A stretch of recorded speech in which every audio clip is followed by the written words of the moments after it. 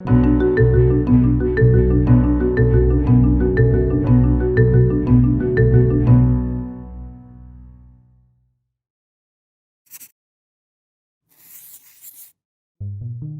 Friday, Ukrainian President Volodymyr Zelensky announced the discovery of a plot to overthrow his government, allegedly set to take place on December 1st. The allegations come after recordings surfaced of Russian nationals discussing plans to involve this prominent Ukrainian businessman in the plot. The Kremlin has since denied any involvement. Nevertheless, escalating Russia-Ukraine tensions have stoked NATO fears about the recent amassing of Russian troops near the Crimean border. Moscow may be concerned that Ukraine's Western alignment could threaten its national security and may in turn bolster its defenses further.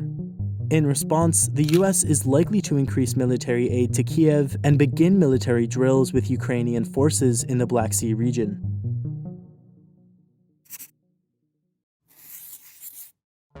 Representatives from the Taliban, US, and EU met in Doha over the weekend to address the severe human security crisis in Afghanistan. The meeting comes a week after the Taliban called for the US to unfreeze $9.5 billion of Afghan assets in US and European financial institutions. This is so embarrassing that a huge country like the United States of America is freezing our assets, instead of helping constructing our country and ensuring order. The Taliban could get aid for basic government services and access to the frozen funds on the condition that they address several internal issues. Notably, the Taliban must defeat the Islamic State affiliate ISIS-K, whose recruitment efforts remain concerningly strong with significant funding from the Islamic State core. Regarding humanitarian aid, expect the US and EU to increase commitments while avoiding direct support of the Taliban.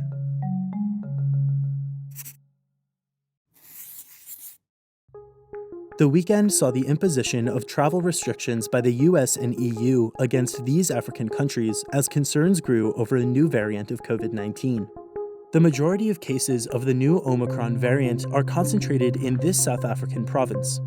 Although some governments have quickly taken precautionary measures, the situation is thus far characterized by abundant speculation and few clear answers. Nevertheless, fear of a resurgent virus has dealt a heavy blow to stock markets, with the Dow dropping 905 points following dips in Europe and Asia. These pharmaceutical companies have already announced investigations into the new strain and launched efforts into adapting their existing vaccines, expressing confidence in the possibility of an effective response.